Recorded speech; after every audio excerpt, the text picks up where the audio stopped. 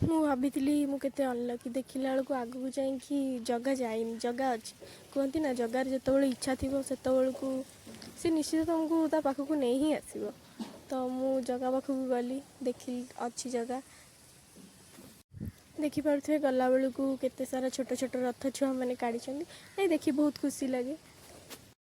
ଭିଡ଼ ପ୍ରବଳ ହେଇଥାଏ, ମାନେ ପ୍ରବଳରୁ ଅତି ପ୍ରବଳ ଲୋକ। ଏଠି ମୋତେ ଲାଗୁଥିଲା ଯେମିତି ପୁରୀ, କିନ୍ତୁ ପୁରୀଠୁ ବି ଖୁବ୍ କମ୍ ନୁହେଁ। କଟକରେ ବହୁତ ଭିଡ଼ ହୁଅନ୍ତି ଚାନ୍ଦିନୀ ଚୌକରେ। ତ ମୋର ଆଉ ମୋ ମାଆର ଯାଇଥିଲୁ। କଟକରେ ଯାହା ହଉ ପଛେ କିନ୍ତୁ ଡ୍ରେନ୍ଟା ଆଗ ହିଁ ଦେଖାଯାଏ। ଛାଡ଼, ଦେଖନ୍ତୁ ଜଗା। ମୁଁ ଭାବିବି ନଥିଲି ଏଥର ମୁଁ ରଥ ଟାଣି ପାରିବି ବି ନାହିଁ, କିନ୍ତୁ ଦେଖ ଜଗାର ଡୋରି, ଜଗା ଯାହା ବି ହେଲେ ଡାକି ହିଁ ଦେଲା।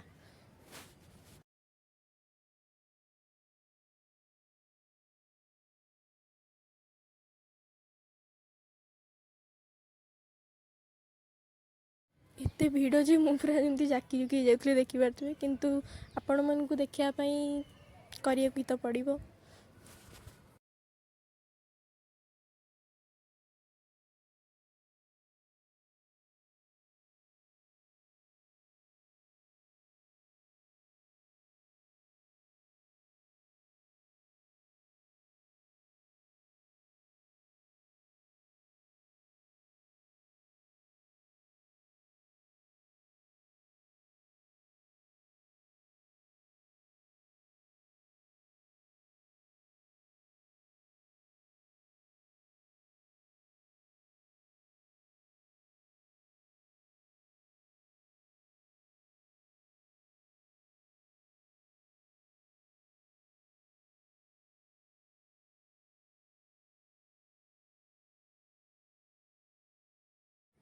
କିଏ କହିଲା କଟକରେ ଭିଡ଼ ହୁଏନି?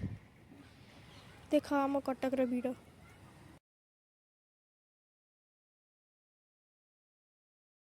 ଦେଖିପାରୁଥିବେ ଚାରିଆଡ଼େ ହିଁ ଜଗାର ଭକ୍ତ। ଏଠି ଗାଈ ବି ଆସିଛି ଜଗାକୁ ଦେଖିବାକୁ।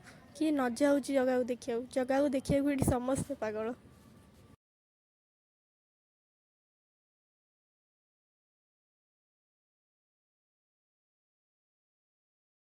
ପୋଲ ଏଠି ହାଲତ ନାହିଁ, ପୁରା କାଦୁଅ। ଛାଡ଼, ଜଗାକୁ ଦେଖିବା ପାଇଁ କିଛି ବି।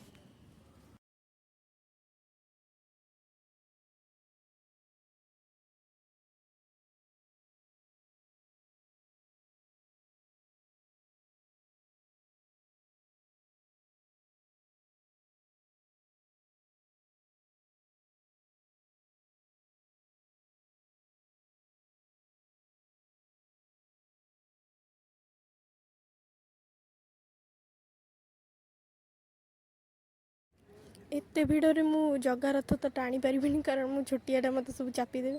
ତ ଜଗାର ଦୌଡ଼ିକୁ ଟିକେ ମୁଣ୍ଡିଆ ମାରିଦେଇକି ଚାଲିଲି ଛୋଟ ରଥ ପାଖକୁ। ଏମିତି ତ ନାହିଁ ନା ଖାଲି ବଡ଼ ରଥରେ ଜଗା ଅଛି, ଜଗା ତ ଚାରିଆଡ଼େ ଅଛି। ଛୋଟ ରଥରେ ବି ଅଛି, ସବୁଠି ଅଛି।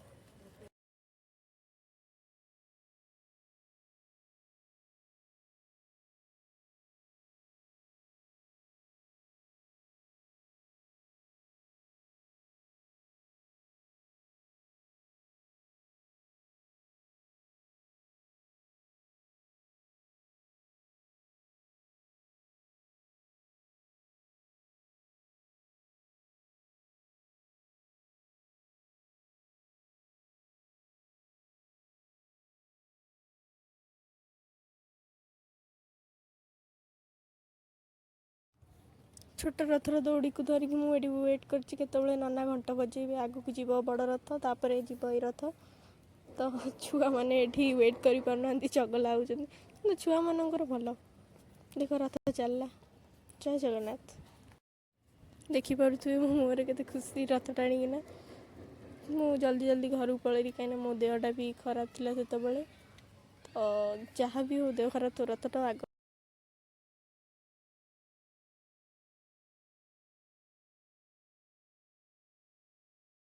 କଟକରେ କେଉଁଠି ରଥ ନାହିଁ, ସବୁ ସାହିରେ ସବୁ ଗଳିରେ ସବୁ। ଦେଖିପାରୁଥିବେ ଏଠି ତଥାପି ଏଠି ସେବାୟତ ମାନେ ସେଫ୍ଲି ରଥଟାକୁ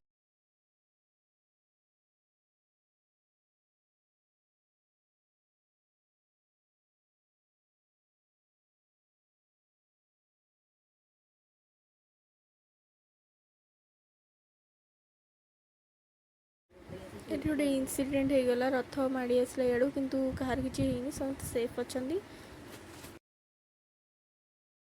ଯାହା ହଉ ସେବାୟତମାନେ ରଥକୁ ସେଫଲି କାଢ଼ି ନେଲେ।